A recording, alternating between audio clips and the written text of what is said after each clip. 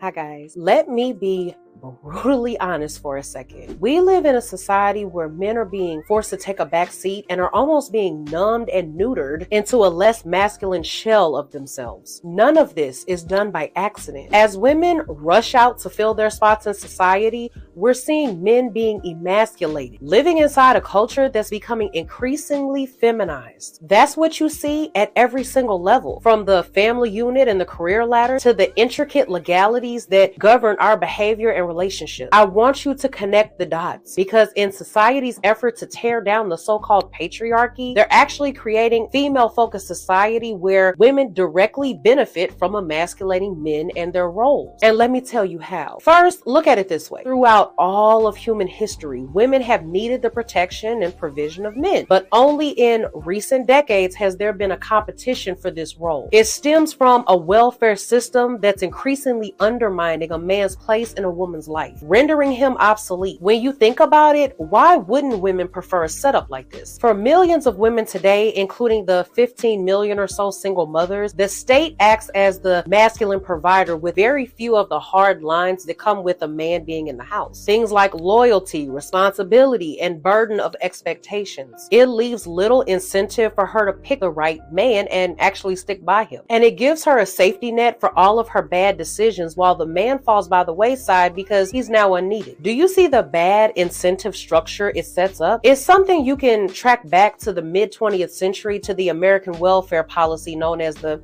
man in the house laws. It was a straightforward measure used by the government to determine who morally qualified for welfare benefits. The question was, is there a man in the house who can provide financially? As you can imagine, the men in impoverished and desperate households faced one of the most humiliating choices ever. Find a way to make ends meet no matter what, or split from their own families so they qualify for government welfare benefits. Men had to make the hard decision to leave their homes and families so the government could then step in and provide. I can't imagine how emasculating that must have been for the man. Being disposed of from their natural role as men and letting a government then step in and provide for their family instead. Imagine how hard it was for the man to almost act like that he didn't even exist. All while their women still had a solid provider in the form of a government check. You'll rarely hear about this in today's feminist reading of history, but the laws show us how women benefited from gender stereotypes because they themselves were not expected to be the providers. But stealing a man's masculinity for benefit goes even further than taking away his ability to provide. In the United States today, tens of billions of dollars flow in the form of child support payments, and 85% of that go from the fathers to the children's mother. Ironically, the legal obligation for child support, coupled with the strict custody and visitation rights, effectively reduce men to being just financial providers and nothing more. Think about the blow to these men's self-esteem and masculinity, realizing that their money